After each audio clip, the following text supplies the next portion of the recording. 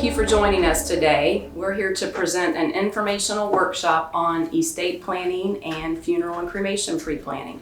My name is Kathy Riley. I'm with Beyers Funeral Home in the Villages area. We cover Lake and Sumter County. I want to give you some information today about how you can make arrangements in advance for the inevitable. Pre-planning is sometimes often a taboo topic, but it's really a way for you to leave your last loving gift to your family, your loved ones, your friends. Pre-planning is a way for you to get your information recorded with your funeral provider. All the information that's required for a Florida death certificate can be obtained in advance, so the family doesn't have to come in and answer a lot of questions at the time of a death. You can then make decisions about how you want things to go. And then the final step is, if you choose to, you can fund those arrangements by locking in the cost at today's price. And whenever the time comes, the family does not have to pay whatever the charges are at that time. Beyers Funeral Home is locally owned and operated. We are 100 years old this year. We have 5 freestanding locations, and we also own and operate our own crematory here locally. That's really important for those of you that are considering cremation. Whomever you may be investigating, you want to make sure you know where the crematory is located and who is actually handling the cremation process. Not every company that advertises cremation even has their own crematory. So those are important things to consider. At Beyers Funeral Home, when it comes to cremation, we call it our circle of care. Your loved one is with us for every step of the process. We answer the phones ourselves 24 hours a day, 7 days a week.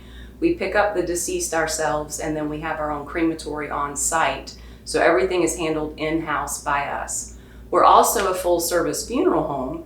So for families that are considering cremation, we can also assist with any additional arrangements that need to be made for celebration of life, memorial service, funeral mass, whatever the case may be.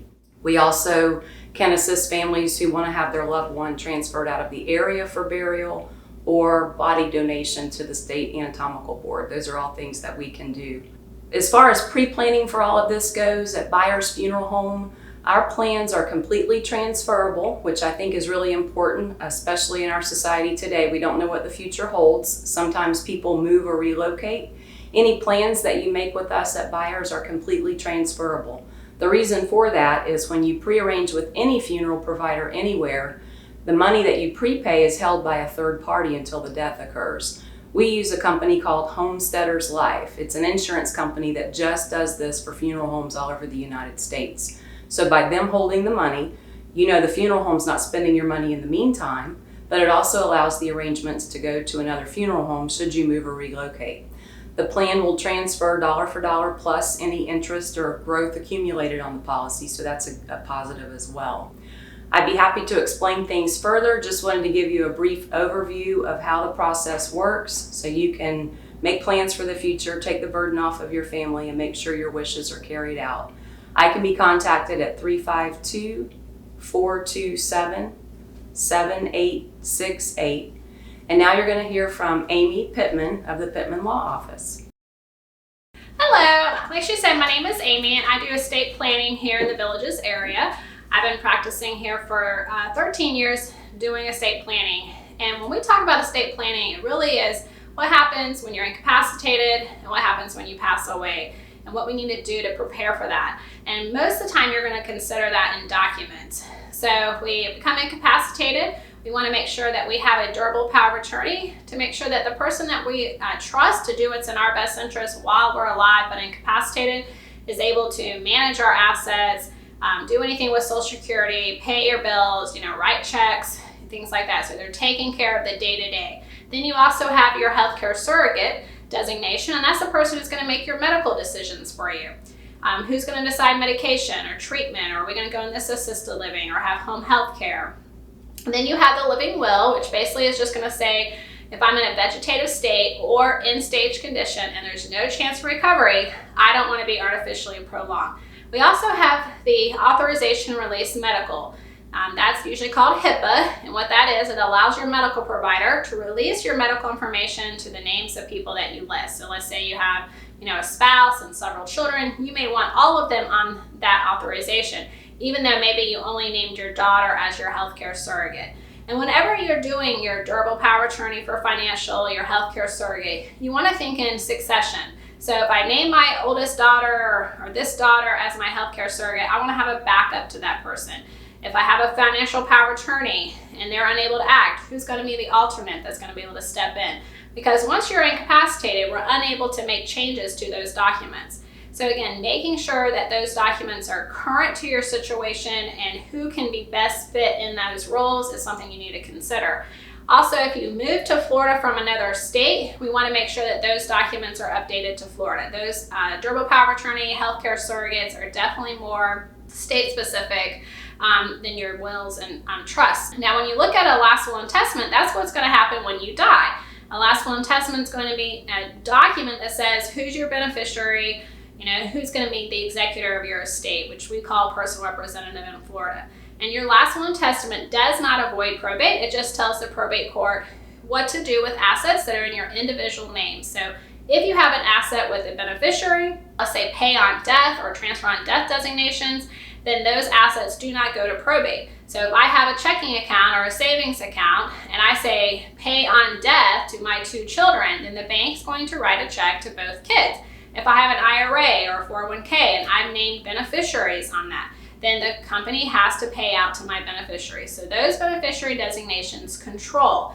Your will doesn't avoid probate. It's just going to manage and say to the courts what to do with those assets that you did not name the beneficiary on, or those assets like real estate where it's difficult to do that. So by having a will, you're just providing instructions to the court on what assets that you have that's in your individual name that we do not have beneficiaries on. If you move to Florida from another state, you do want to make sure your wills are looked at by an attorney to make sure they comply to Florida law. We tell clients every time they move from one state to the next to meet with an estate planning attorney in that area that you move to make sure that the documents are current to the situation that you're in, family situation, as well as your financial situation and the state law. The other thing that you'll hear about is the revocable living trust. And this is a document that people will do in substitute of a will.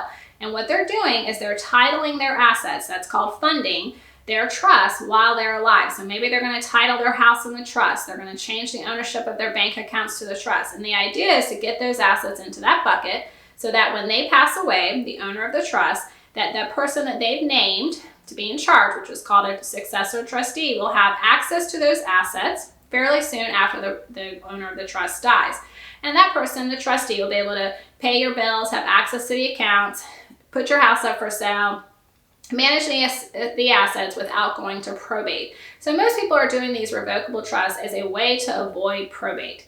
Again, the only way to avoid probate, though, is connecting the assets to the trust. So titling the house in the trust, doing a deed to the trust, changing your ownership with the bank from your account, from you to your trust. So you have to make sure that the trust works. Now, revocable trusts are just like a will. You're naming beneficiaries, you're naming someone in charge. It's just you have to make sure there's assets connected to it. If you don't, then it's just a piece of paper and it's not going to do anything for you. So when you think about estate planning, again, it's for everybody. It doesn't mean you have to have millions of dollars to have an estate plan. You want to make sure that you have the right people in place in those positions of fiduciary role as an executor, as a trustee, as your power of attorney agent, or your healthcare surrogate. And we definitely recommend that you come visit an estate planning attorney that focuses on that so that they're more suited to what's going on with your situation and how you can handle that estate plan legally. Like I said, my name is Amy Pittman with the Pittman Law Office. You can contact us at 352-399-6944 or visit the website, thepittmanlawoffice.com. We do offer free consultations. If you want to come in, we're going to ask you to bring in your current documents if you have any. But again, there's no obligation. Come in and talk to us about what you want, and I can be able to express to you what maybe you need as far as your estate plan. Thank you so much for taking the time listening to our educational workshop. Again, please feel free to reach out to me or Kathy if you have any other questions. Thanks.